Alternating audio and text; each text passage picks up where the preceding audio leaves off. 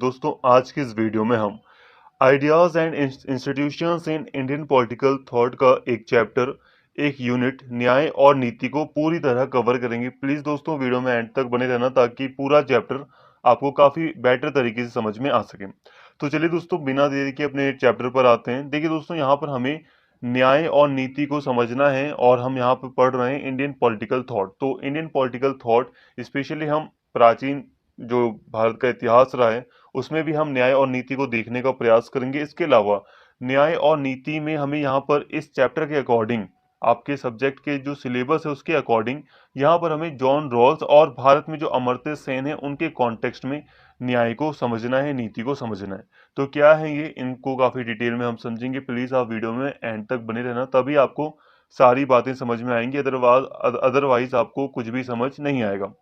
तो चलिए दोस्तों अगर हम बात करें न्याय की कि आखिर न्याय का क्या अर्थ होता है, तो नैतिकता, औचित्य, विधि, प्राकृतिक विधि यानी कि प्राकृतिक कानून, धर्म या समता के आधार पर ठीक होने की स्थिति को न्याय कहते हैं।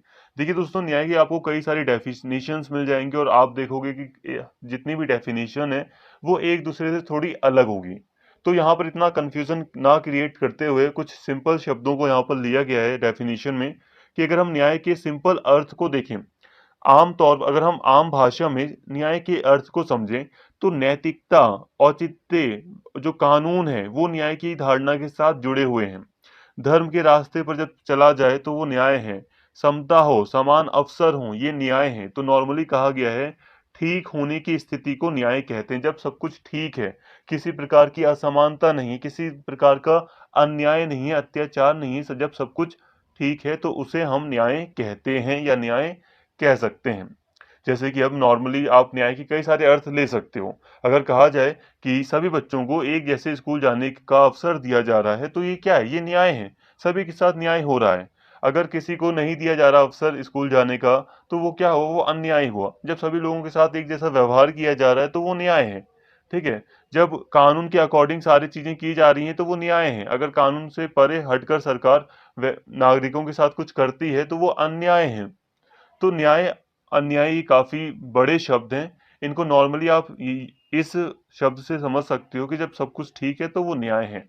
यहाँ पर हमें बस हल्का हल्का समझना है न्याय के अर्थ को, नीति के अर्थ को। बाकी हमें जो विचारक हैं उनके कॉन्टेक्स्ट में डिटेल में पढ़ना है। तो यहाँ आपने हमने हल्का सा न्याय को समझा। अब हम बात करते हैं न्याय के विविध आयामों की। डायमेंशंस ऑफ जस्टिस, इसे आप एक तरह से प्रकार भी कह सकते हो कि न्याय के प्रकार। तो देखिए दोस्तों कई प्रकार हैं न्याय के, कई आयाम हैं। तो यहाँ पर आप इसे समझो। यहाँ पर कानूनी औपचारिक न्याय और प्राकृतिक न्याय, पहला जो आयाम है न्याय का, जस्टिस का, वो है कानूनी न्याय और प्राकृतिक न्याय। दूसरा है सामाजिक, आर्थिक और राजनीतिक न्याय। तीसरा है प्रक्रियात्मक और तात्विक न्याय। अब ये क्या होता है, इन्हें थोड़ा सा समझ लेते हैं। तो न्याय हमने समझा। अब न्याय के आयामों को जब हम समझते हैं तो हमें यहाँ पर एक देखने को मिलता है कानूनी औपचारिक न्याय। अब ये क्या है, देखो कानूनी औपचारिक न्याय का मतलब है जब कानून के तहत या जो नियम वगैरह बने हुए हैं उसके तहत किसी व्यक्ति के साथ न्याय किया जाए तो उसे हम कानूनी औपचारिक न्याय कहते हैं। जैसे कि अब मान लो अभी एक भारत में अभी किसी व्यक्ति ने कोई मतलब उसके साथ कुछ गलत हो गया। अब किसी व्यक्ति के साथ कुछ गलत हो गया और वो फिर अदालत के पास जाता है और अदालत में, न्यायालय में कानूनी प्रक्रिया के तहत उसे न्याय दिया जाता है। उसका जो भी मतलब नुकसान हुआ है किसी व्यक्ति का तो उसकी भरपाई वगैरह की जाती है, या उसके कानून के तहत उसे जो भी चीजें प्रोवाइड की जानी चाहिए थी, जो आश्वासन दिए जाने चाहिए थे, वो न्यायालय उसे देता है। तो ये हुआ कानूनी न्याय। जब किसी व्यक्ति को अदालत के तहत या नियमों, जो समाज में जो नियम प्रचलित है, चाहे वो पंचायत कोई डिसीजन दे रही है, या जब सामाजिक जो नियम है या कानूनी जो नियम है, जब उनके तहत किसी व्यक्ति को न्याय मिले, किसी समुदाय को न्याय मिले, तो हम उसको कानूनी औपचारिक न्याय कहते हैं। ठीक है, कानूनी औपचारिक न्याय। अब प्राकृतिक न्याय क्या है, अब देखो कहीं कहीं पर हमारे जो नियम होते हैं वो मौन हो जाते हैं, वो शांत हो जाते हैं। कई बार हमारे पास ऐसे अपराध हमें देखने को मिलते हैं और कई बार हमें ऐसी घटनाएं देखने को मिलती हैं जहां किसी व्यक्ति को न्याय कैसे दिया जाए। जैसे कि मान लो एक पर्टिकुलर व्यक्ति, एक पीड़ित पक्ष है जिसके साथ कोई अपराध हुआ है। अब जिस व्यक्ति ने, जो सेकंड व्यक्ति जिसने उसके साथ अपराध किया है, उसको लेकर जो कानून वगैरह हैं, इसको इंसाफ देने के लिए जो कानून वगैरह हैं, वो थोड़े से मौन है। मौन मतलब वो अच्छे से डिफाइन नहीं करते कि इस व्यक्ति को कैसी सजा दी जाए और इस व्यक्ति को कैसा आश्वासन दिया जाए। तो ऐसे में प्राकृतिक कानून का सहारा लिया जाता है। ठीक है, प्राकृतिक कानून के सहारे जब न्याय किया जाए, जब अपना विवेक, देखो प्राकृतिक कानून में क्या चीजें शामिल हैं, विवेक, बुद्धि, ठीक है, दिमाग, जो दिमाग कहे कि हाँ ऐसे ऐसे होना चाहिए, तो वो चीज हम यूज करते हैं प्राकृतिक न्याय करने में। तो जब कानूनी न्याय शांत रहता है तो प्राकृतिक नियमों का प्रयोग, मतलब प्राकृतिक रूप से या दिमाग का काम लेते हुए डिसीजन दिया जाता है, तो उसको कहते हैं प्राकृतिक न्याय। तो यहाँ पर एक था न्याय का आयाम कानूनी औपचारिक न्याय, और एक और साथ में था प्राकृतिक न्याय, तो इसको हमने समझा। अब बात करें सामाजिक न्याय की, तो सामाजिक, आर्थिक और राजनीतिक न्याय क्या है, ये अलग, तीनों कीवर्ड्स अलग अलग हैं, इनको समझो। सामाजिक न्याय का मतलब है एक समाज है, समाज में जाति है, वर्ण व्यवस्था है, तो इसमें क्या हम देखते हैं, वर्ण व्यवस्था, जाति, ये क्या है, ये भेदभाव को बढ़ावा देती है। लेकिन सामाजिक न्याय कहता है नहीं, ऐसा नहीं होना चाहिए। सभी को समाज में एक जैसा सामाजिक वैल्यू, सभी को इस जो स्टेटस है सभी का एक जैसा होना चाहिए। सभी को समान रूप से माना जाना चाहिए, यानी कि कोई ऊंची जाति का है, कोई नीची जाति का है। इसके अलावा कई और भी चीजें इसमें हैं, जैसे कि अब कई बार हम समाज में काले गोरे को लेकर भेदभाव करते हैं, जैसे कि स्पेशली यूरोप के कॉन्टेक्स्ट में अगर हम बात करें तो वहां पे क्या था, रंग भेद था। अमेरिका में क्या था, रंग भेद था, काले गोरे के हिसाब से, स्त्री पुरुष के हिसाब से कई बार समाज में भेदभाव होता है, तो वो ना हो। सामाजिक न्याय का मतलब है कि किसी के साथ स्त्री पुरुष के आधार पर, या वर्ण व्यवस्था, जाति के आधार पर, रंग के आधार पर, या धर्म के आधार पर समाज में न्याय मिले, सभी को बराबर माना जाए। आर्थिक न्याय का मतलब है, आर्थिक न्याय का मतलब क्या है, देखो आर्थिक न्याय का मतलब आर्थिक समानता नहीं है कि सभी को सभी के पास आर्थिक रूप से पैसा हो, मतलब सभी इतना पैसा हो, सभी को रोटी कपड़ा और मकान मिल सके, आर्थिक न्याय मिले। ये चीज बहुत ही थोड़ी सी शामिल है यहाँ पर। ठीक है, ये वाली जो चीज मैंने अभी आपको बताई आर्थिक न्याय में, वो आर्थिक समता में आती है। आर्थिक समता में होता है कि सभी को रोटी कपड़ा और मकान उपलब्ध हो। बट आर्थिक न्याय का जो ब्रॉड जो मतलब है वो ये है बड़े तौर पर, कि किसी के साथ, मतलब कोई ऐसा व्यक्ति ना हो जो दूसरे व्यक्ति के आर्थिक संसाधनों पर रोक लगा दे। जैसे कि एक व्यक्ति है जो आपसे मजदूरी करवाए, तो क्या हुआ, वो आपको आर्थिक न्याय नहीं मिल रहा। वो व्यक्ति आपसे जबरदस्ती मजदूरी करवा रहा है, वो भी बंधुआ मजदूरी, मतलब आपको पैसे भी नहीं दे रहा, तो वो क्या है, वो आप आर्थिक न्याय नहीं हुआ। आर्थिक न्याय का मतलब है कि व्यक्ति को ये अधिकार होना चाहिए, जितने भी व्यक्ति हैं, कि वो अपनी योग्यता के अकॉर्डिंग जितना उन्हें पैसा कमाना है वो उस हिसाब से पैसा कमा सकें।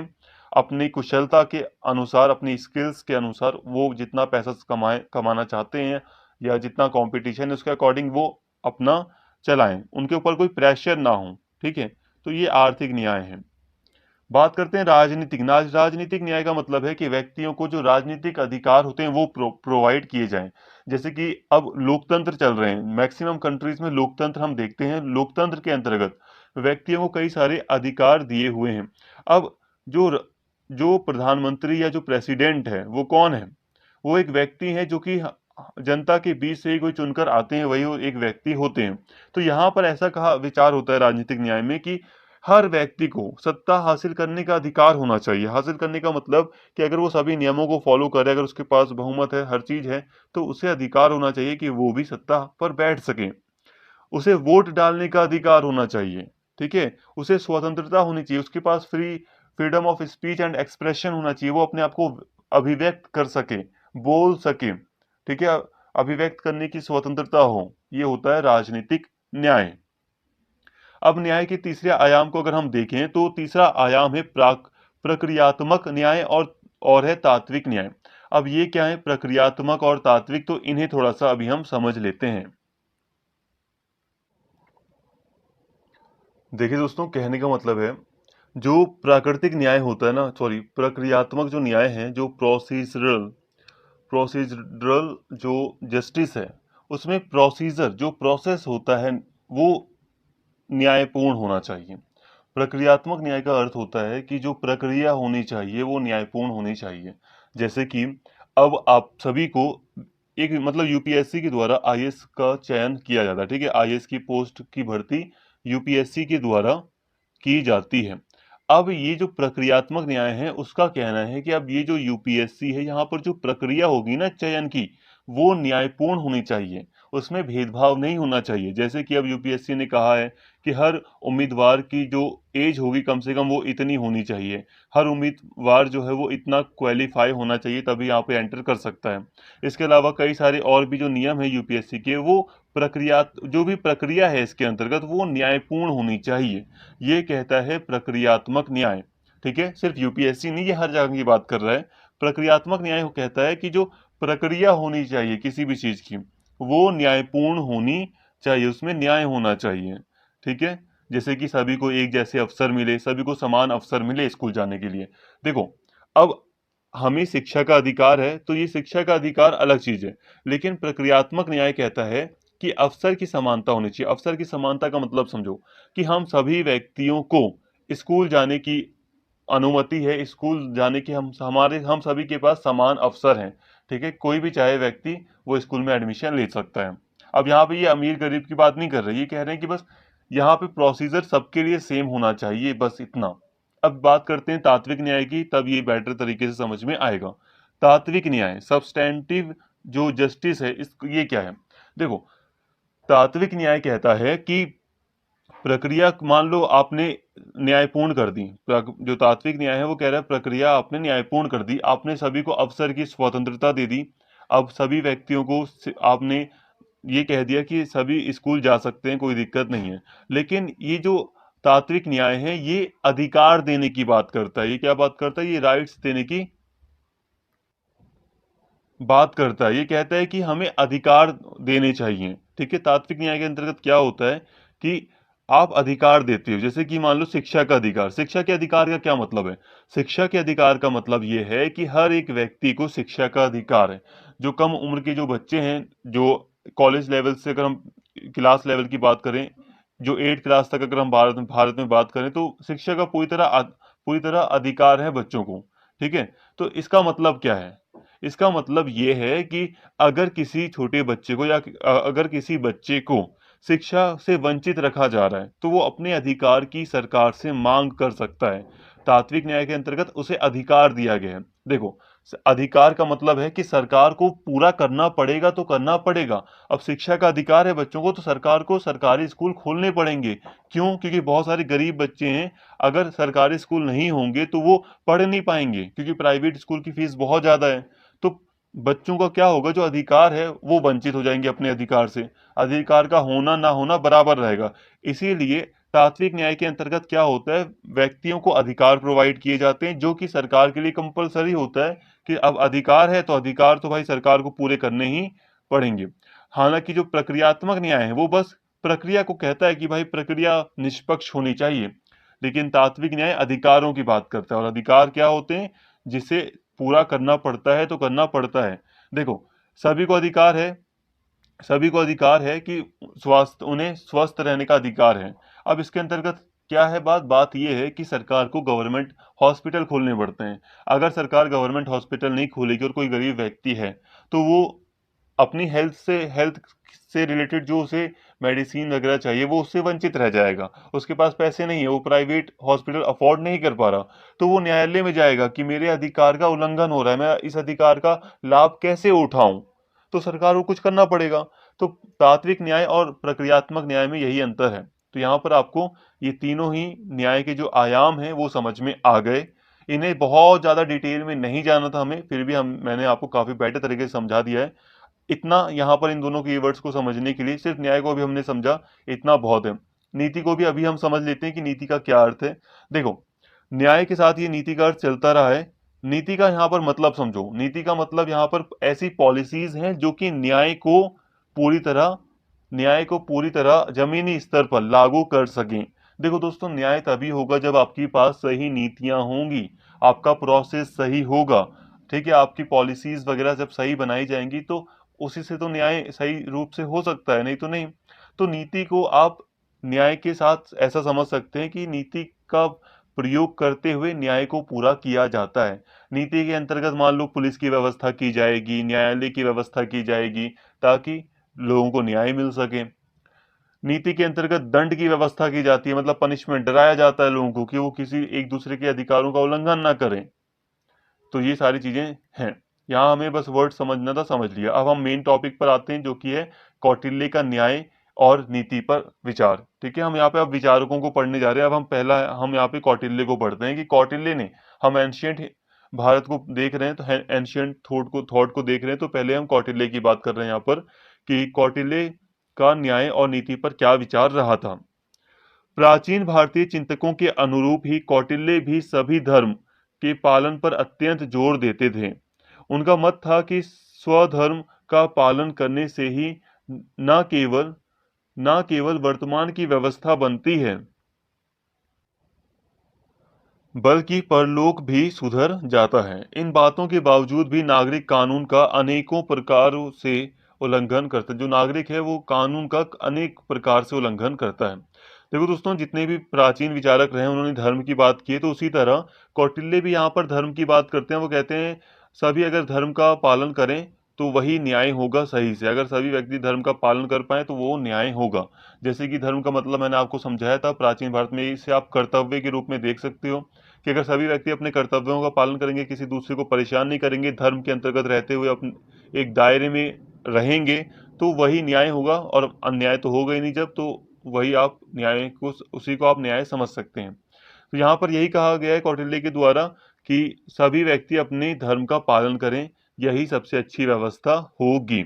और इससे न केवल वर्तमान समाज सुधर जाता है, बल्कि परलोक भी, जो आने वाला लोक है, वो भी सुधर जाता है। ठीक है, आने वाला लोक मतलब मृत्यु के बाद का लोक। हालांकि अब ऐसा विश्वास नहीं है, अब अलग चीजें हैं। तो ये तो पहले के थॉट है, तो इसलिए यहाँ पे परलोक का शब्द भी यूज हुआ है। अब इसके अलावा कौटिल्य मानते हैं कि नागरिकों को धर्म की शिक्षा दी जाती है, लेकिन फिर भी नागरिक धर्म से परे होकर कई सारे कानूनों को तोड़ता है और उसका उल्लंघन करता है। उनको दंडित करने के लिए कौटिल्य न्यायिक व्यवस्था भी करते हैं। उनके मत के अनुसार न्याय के बिना प्रजा, धर्म, अर्थ, काम, मोक्ष। धर्म का मतलब है धर्म, ठीक है, जो भी कर्तव्य वगैरह थे अपने दायरे में रहकर काम करना। अर्थ का मतलब यहाँ पैसे से है, ठीक है। अर्थ, काम और मोक्ष से वंचित रह जाता है, इसलिए न्याय के माध्यम से ही प्रजा के परम लक्ष्य की पूर्ति की जा सकती है। देखिए दोस्तों, यहाँ पर अब कौटिल्य न्यायिक व्यवस्था की भी बात करते हैं, क्योंकि कौटिल्य ने कह दिया कि जो नागरिक हैं वो कानूनों का उल्लंघन करते हैं, इसलिए उन्होंने एक न्यायिक व्यवस्था की भी बात की है, एक जुडिशरी सिस्टम स्थापित करने की भी बात की है। क्योंकि अगर न्याय का उल्लंघन होता है, मतलब अन्याय होता है किसी व्यक्ति के साथ, तो ये बहुत गलत होगा। इससे क्या होगा, व्यक्ति का धर्म भ्रष्ट होगा, अर्थ, काम, मोक्ष से वो वंचित रह जाएगा। इसके अलावा इसीलिए न्याय के माध्यम से ही प्रजा के परम लक्ष्य की पूर्ति की जा सकती है। यही कारण था कि कौटिल्य ने न्याय नीति पर बहुत अधिक बल दिया है। उनके अनुसार न्याय राज्य के प्राण है। तो इस तरह कौटिल्य ने न्याय पर बहुत ज्यादा बल दिया है और ये कहा कि जो न्याय है वो राज्य के प्राण है। अगर न्याय नहीं तो वो राज्य नहीं रह जाएगा, ऐसी बात है यहाँ पर। अब न्यायाधीशों के चयन की प्रक्रिया। कौटिल्य ने अर्थशास्त्र में, अर्थशास्त्र कौटिल्य की किताब का नाम है, उसमें न्याय का आधार राजा को दिया है। उनके अनुसार एक योग्य, कर्तव्य परायण और जन कल्याणी राजा ही है। इसके बावजूद न्याय व्यवस्था को सुदृढ़ करने के लिए वह न्यायाधीशों का चयन करते हैं। देखो दोस्तों, वो न्याय के क्षेत्र में राजा को सर्वोच्च मानते हैं। वो कहते हैं कि राजा ही एक कर्तव्य परायण है, जन कल्याणी है और बहुत ज्यादा वो योग्य है। इसके साथ ही वो राजा को इतना सम्मान देते हैं, राजा को इतना बड़ा मानते हैं कि वही सब कुछ है, लेकिन फिर भी वो न्याय करने के लिए एक बहुत ही ज्यादा मजबूत न्यायाधीशों के चयन की बात करते हैं कि न्यायाधीशों का चयन किया जाए ताकि न्याय की व्यवस्था स्थापित हो सके। तो उनकी मान्यता है कि उच्चतर न्यायालय में 3 धर्मस्थ न्यायाधीश तथा अम अमात्य अमात्य होने चाहिए, जो साथ में बैठकर, अमात्य मतलब मंत्री होने चाहिए, जो साथ में बैठकर विवादों का उचित निर्णय कर सकें। इन न्यायाधीशों की नियुक्ति का भार कौटिल्य ने राजा को दिया। अब कौटिल्य ने राजा को बहुत सम्मान दिया था, इसीलिए कौटिल्य ने कहा कि न्यायाधीशों की नियुक्ति जो है वो राजा के द्वारा की जानी चाहिए। अब यहाँ पे दोस्तों कौटिल्य यहाँ पर कह रहे हैं कि 3 धर्मस्थ न्यायाधीशों की नियुक्ति होनी चाहिए। जैसे कि आज हम देखते हैं सुप्रीम कोर्ट में एक जज न्याय नहीं करता, कई सारे जज इकट्ठे बड़ी बड़ी बेंच स्थापित होती हैं, फिर वो डिसीजन सुनाते हैं। तो उसी तरह यहाँ पे 3 धर्मस्थ न्यायाधीश जो धर्म के मामले में पूरी तरह वो ज्ञानी हो, उन्हें सब चीज पता हो, ठीक है। यहाँ पर धर्म को आप पूरी तरह हिंदू धर्म ना समझें, कोई दूसरा धर्म ना समझें, ठीक है। धर्म का मतलब यहाँ पर है पूरी शासन व्यवस्था। धर्म ही यहाँ पर सब कुछ था। धर्म का मतलब एक दायरा था, एक कर्तव्य था, नियम थे। तो न्यायाधीश उसमें सुयोग्य होने चाहिए धर्म के मामले में, और फिर वो विवादों का निपटारा बैठकर सबसे एकजुट निर्णय कर कर वो करे। कौटिल्य की संपूर्ण न्यायिक व्यवस्था आधुनिक है। वह न्याय को निष्पक्ष होने पर अत्यधिक बल देते हैं तथा न्यायिक व्यवस्था के विकेंद्रीकरण डिसेंट्रलाइजेशन पर अत्यधिक बल देते थे। उन्होंने उच्चतर न्यायालय के 3 स्तंभ जो कि न्यायाधीश होते हैं और उनके द्वारा सर्वसम्मति या बहुमत से करने पर बल दिया, जो कि आज के समय काल के अनुसार बहुसदस्यीय न्यायिक पीठ के रूप में विद्यमान है। अब देखो दोस्तों, इसे समझो। यहाँ पे बताया जा रहा है कि जो कौटिल्य का जो ये न्यायिक व्यवस्था का जो सिद्धांत है वो आधुनिक है। आज के टाइम पर हम इसे देख सकते हैं। कौटिल्य ने क्या किया? कौटिल्य ने एक निष्पक्ष न्याय पर बल दिया, साथ में उसने इसके विकेंद्रीकरण मतलब छोटे लेवल तक ये न्याय हो सके उसकी बात की, ठीक है। इसके अलावा उन्होंने उच्चतर न्यायालय के 3 स्तंभ जो कि न्यायाधीश होते हैं, देखो दोस्तों, यहाँ इन्होंने 3 न्यायाधीशों की बात की है, और आज भी हम देख सकते हैं कि बहुसदस्यीय न्यायिक पीठ बैठी जाती है।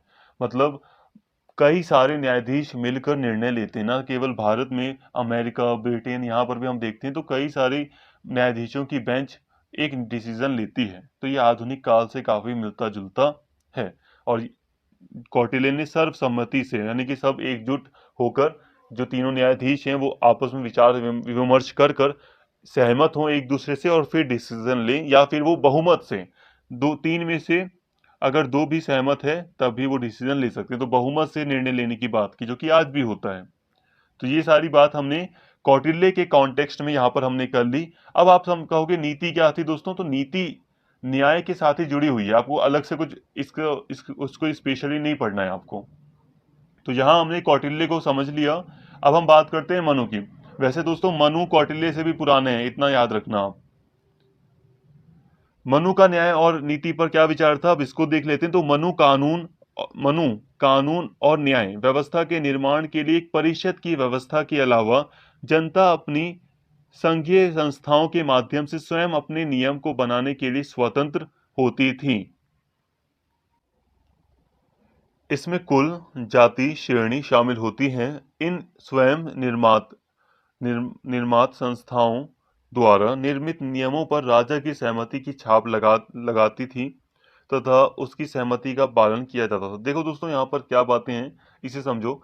जो मनु है उन्होंने कानून और न्याय व्यवस्था के निर्माण के लिए एक परिषद की व्यवस्था की बात कही है, ठीक है। इन्होंने कहा है कि राज्य में या समाज में कानून व्यवस्था स्थापित करने के लिए, न्याय स्थापित करने के लिए एक परिषद होनी चाहिए, एक परिषद की व्यवस्था की जानी चाहिए, मतलब एक संस्था की स्थापना होनी चाहिए। इसके अलावा साथ ही इन्होंने कहा है कि जनता जो है वो भी अपनी संघीय संस्थाओं के द्वारा अपने कुछ भी जनता ने संस्था बना ली, तो उसके द्वारा भी वो अपने लिए न्याय से संबंधित नियम बना सकते थे। न्याय के से संबंधित नियम क्या थे दोस्तों? देखो, न्याय का जो नियम होगा वो क्या होगा? आपके साथ या हमारे साथ अन्याय ना हो, वही न्याय के नियम है। अब मेरे साथ अन्याय ना हो तो वही मेरे लिए न्याय का नियम होगा। अब जैसे कि मेरे लिए अन्याय क्या है? मेरे लिए अन्याय है कि मुझे अगर बोलने से रोका जाए, अगर मुझे स्वतंत्र रूप से बोलने से या स्वतंत्र रूप से घूमने से पूरे देश में अगर रोका जाए, तो वो मेरे साथ अन्याय हुआ। अब जब बात आएगी न्याय से संबंधित कानून बनाने की, तो मैं कानून क्या बनाऊंगा कि सभी व्यक्तियों को घूमने दिया जाए, किसी को रोका ना जाए, किसी पर प्रतिबंध ना लगाया जाए, freedom of speech and expression हो, ठीक है, इस पर प्रतिबंध ना लगे। तो ये मेरे लिए पहले क्या था, अगर सरकार इनको मुझसे छीनती थी तो ये मेरे लिए अन्याय था। लेकिन जब हम न्याय की बात करेंगे तो हम क्या करेंगे? इन्हीं को हम नियम के रूप में कि प्रतिबंध ना लगाया जाए, इसी को हम न्याय के रूप में प्रस्तुत कर देंगे। तो यहाँ पर आप समझ जाना, ठीक है, न्याय से संबंधित नियम का मतलब यही है कि जो अन्याय है वो ना हो समाज में। तो उसके लिए इन्होंने बात की थी कि लोग स्वतंत्र रूप से अपनी भी संस्था बना सकते हैं, और पहले ऐसा होता भी था। यहाँ पे बोला जा रहा है कि इसमें जो संघीय संस्थाएं बनाई जाएंगी जनता के द्वारा, उसमें कुल, जाति, श्रेणी शामिल होती थी पहले। देखो, आपने पंचायत वगैरह का नाम सुना है ना। पंचायती राज तो आज के टाइम का है, ठीक है, लोकल गवर्नमेंट जो हम भारत में देखते हैं विकेंद्रीकरण में, तो वो तो पंचायती राज, नगर पालिकाएं, ये तो आज के टाइम की लोकतांत्रिक संस्थाएं। आप प्राचीन काल की अगर हम बात करें तो पंचायत हुआ करती थी, ठीक है, अलग अलग जाति की पंचायत हुआ करती थी। अलग अलग जाति में हम देखते हैं कि लोग जो थे, बड़े बड़े जो लोग थे, जो बड़े बूढ़े, जो या जो सीनियर लोग थे, जो ज्यादा पैसे वाले थे, वो आपस में अपनी जाति का डिसीजन कर लेते थे। अगर कोई भी कोई भी अन्याय होता था किसी जाति के अंदर लोगों के साथ, तो जाति की अपनी एक पंचायत होती थी। जाति वगैरह में जो प्रमुख लोग होते थे वो आपस में बैठकर डिसीजन दे देते थे, वो नियम बना लेते थे आपस में। वो नियम, अन्याय से संबंधित नियम भी बना लेते थे कि ऐसा ऐसा होना चाहिए, इसके बाहर कोई नहीं जाएगा। जैसे कि कई सारे नियम जातियों ने बनाए थे अपने अपने लिए, कि हमें एक जाति से दूसरी जाति में विवाह नहीं करना चाहिए, तो ये नियम है उनका। तो उन्होंने ये अपने लिए नियम बना लिया। तो कई सारी संस्थाएं जनता अपने आप बनाकर अपने लिए नियम वगैरह बना सकती थी, ठीक है, या बनाती भी थी। इन स्वयं निर्मात संस्थाओं द्वारा, ये जो संस्थाएं जो नियम वगैरह भी बनाती थी, इन पर राजा की भी सहमति की, मतलब आवश्यक तो नहीं थी, बट फिर भी राजा भी अपनी सहमति वगैरह देते थे, या राजा भी अपना एक विचार प्रस्तुत करते थे, ठीक है। राजा के ध्यान में जो भी बातें आती थी तो वो उस पर अपना विचार देते थे, और उनका, राजा के विचारों को का भी पालन किया जाता था। मनु ने अपने विचारों में विधायिका, लेजिस्लेटिव की रचना का विस्तारित रूप में वर्णन किया है। उनके अनुसार विधायिकी तथा परिषद के सदस्यों की संख्या लगभग 10 होनी चाहिए। अब मनु ने संस्था की भी बात की थी, एक बनाने की, एक परिषद की भी बात की थी। तो जो विधायिका है, जो परिषद होगी, न्याय से नियम वगैरह जो बनाएगी, वो उसमें जो सदस्य होंगे उसमें 10 सदस्य होने चाहिए मनु के अकॉर्डिंग। परंतु उनके अनुसार रचना का आधार बौद्धिक होना चाहिए, ना कि संख्या के रूप में। जो मनु है, मनुस्मृति के जो लेखक के रूप में हम मनु को जानते हैं, तो ये कहते हैं कि जो 10 लोग होंगे परिषद में, कम से कम 10 लोग होने चाहिए, और ये जो 10 लोग होंगे वो बौद्धिक, यानी कि दिमागी जो विवेक है उसके आधार पर चुनकर परिषद में शामिल होंगे, संख्या के आधार पर नहीं। जैसे कि मान लो आपको 10 सदस्य चूज करने हैं, तो आपने चूज कर लिया, मैं उसे चूज कर लेता हूँ, उसे उसे आपको काउंटिंग करनी थी कि भाई मुझे 10 लोग चाहिए, आ जाओ, तो ये 10 लोग आ जाओ। काउंटिंग के हिसाब से नहीं, बौद्धिक हिसाब से, कि किसका दिमाग कितना ज्यादा तेज है। मनु के अनुसार मनुष्य में 2 प्रकार की प्रवृत्तियां पाई जाती हैं, एक आसुरी और एक है दूसरी दैवीय। आसुरी मतलब समझ रहे हैं ना, असुर। दैवीय प्रवृत्ति के अंतर्गत शांति, उत्तम, दूसरों के अधिकारों को भी ध्यान में रखा जाता है, तथा दूसरों को सुख पहुंचाने जैसे कार्य को भी प्रेरित किया जाता है। इसके विपरीत, इसके अपोजिट, आसुरी प्रवृत्ति में केवल और केवल अपना स्वार्थ सिद्धि के लिए दूसरों के न्यायिक अधिकार को किसी प्रकार से हड़पा जाने का प्रयास किया जाता है। देखिए दोस्तों, जो मनु हैं वो मानते हैं कि जो लोग होते हैं उनमें 2 तरह का बिहेवियर, 2 तरह की प्रवृत्तियां पाई जाती हैं, ठीक है, 2 तरह के व्यवहार पाए जाते हैं। एक व्यवहार होता है दैवीय। दैवीय का मतलब है दैवीय का मतलब है कि अच्छे व्यवहार, ठीक है, शांति रखना, उत्तम विचार रखना, दूसरों के अधिकारों का उल्लंघन ना करना, उसका ध्यान रखना कि भाई अगर अगर मैं ज्यादा लाउड स्पीकर चलाऊंगा तो इससे दूसरे वाले व्यक्ति का नुकसान होगा, है ना, तो एक लिमिट में रहूं। तो ये चीजें दैवीय प्रवृत्ति हैं मनु के अकॉर्डिंग। अब लाउड स्पीकर वाली बात मैंने आज का एग्जाम्पल दिया, पहले नहीं था एग्जाम्पल, बट ये था कि दूसरे के अधिकारों को ध्यान में रखना, ये देवी प्रवृत्ति मानव में पाई जाती है मनु के अकॉर्डिंग। और दूसरी जो प्रवृत्ति है वो दुष्ट प्रवृत्ति, आप या आसुरी प्रवृत्ति कह सकते हो, ठीक है। ये देवी का मतलब देवता, आसुरी का मतलब जो असुर वगैरह थे, राक्षस, वो राक्षसी प्रवृत्तियां, व्यवहार पाए जाते हैं, जिसमें व्यक्ति सिर्फ अपने स्वार्थ को देखता है, जो सेल्फ चीजें हैं उसको देखता है बस, और दूसरे के अधिकारों को हड़पने का प्रयास करता है। ये चीज मनु मानते हैं। इसलिए अतः मनु इस बात पर अपना मत, अपना विचार व्यक्त करते हैं, स्पष्ट करते हैं कि मनुष्यों का आचरण शुद्ध यानी कि पवित्र करने तथा अपने धर्म का पालन करने के लिए दंड शक्ति की अत्यंत आवश्यकता होती है। इसलिए भगवान ने दंड की व्यवस्था की है, जिसके संचालन के लिए राजा को नियुक्त किया गया है। मनु के अनुसार यदि समाज में दंड की व्यवस्था उपस्थित ना की जाए तो लोग अनेकों कारण के माध्यम से अधर्म के आचरण में संलग्न होकर अपने धर्म को भूल जाते हैं तथा सभी प्रकार के नियम और मर्यादा नष्ट हो जाती हैं। लेकिन वह दंड का प्रयोग को मनमाने ढंग से नहीं करने पर भी अपने विचार व्यक्त करते हैं। देखिए दोस्तों, अब मनु कहते हैं क्योंकि मनुष्य में, मानव में दोनों प्रवृत्तियां पाई जाती हैं, दैवीय भी आसुरी भी। इसीलिए जो मनुष्य है, जो समाज है, उसमें न्याय वगैरह स्थापित करने के लिए जो जो भगवान है या जो भी व्यवस्था की गई है उसमें दंड की व्यवस्था की गई है, और दंड की जो शक्ति है वो आवश्यक है। दंड की शक्ति को हमने पहले समझा था, दोबारा मैं समझाऊं तो दंड की शक्ति का मतलब है यहाँ पर कि हमें एक फोर्स, यहाँ पर हमें एक जो समाज है उसको एक डरा कर रखना है थोड़ा सा, कि अगर कोई व्यक्ति किसी के कानून का, किसी के अधिकार का उल्लंघन करता है, सरकार के कानून का उल्लंघन करता है, तो उसे दंड दिया जाएगा, पनिशमेंट मिलेगी। तो पनिशमेंट का जो विचार है वो आवश्यक है मनु के हिसाब से। मनु कहते हैं कि अगर समाज में न्याय व्यवस्था बनाए रखनी, यहाँ पर न्याय व्यवस्था का अर्थ है कि समाज को अगर संतुलित बनाए रखना है, जितने भी लोग हैं वो अगर वो धार्मिक रूप से धर्म का पालन करते रहें, अपने धर्म के अकॉर्डिंग चलें, तो यही क्या है, न्याय की व्यवस्था है। और अगर इस न्याय की व्यवस्था को बनाना है, अगर आप चाहते हो कि लोग धर्म से, अपने धर्म के रास्ते से दूर ना हटें, तो इसके लिए दंड की शक्ति का होना बहुत ही ज्यादा आवश्यक है। और यहाँ पे उन्होंने दंड की शक्ति की तारीफ की है कि दंड बहुत आवश्यक है और भगवान ने हमें इसीलिए दंड की शक्ति दी है या दंड की व्यवस्था का विचार दिया है, ऐसा मनु मानते हैं। वो कहते हैं और इसीलिए राजा की नियुक्ति की गई है कि ताकि वो दंड की शक्ति का प्रयोग करे और समाज को व्यवस्थित करे। मनु कहते हैं कि अगर दंड की व्यवस्था नहीं की जाएगी ना, तो लोग अधर्म का रास्ता चुन लेंगे, लोग अपने आचरण में बदलाव कर लेंगे, वो बेकार आचरण अपनाएंगे और वो अपने धर्म को भूल जाएंगे। तो इस तरह हमने देखा कि जो मनु का जो विचार है, इसमें मनु के विचार में न्यायिक व्यवस्था स्थापित करने के लिए दंड का बहुत ज्यादा महत्व है।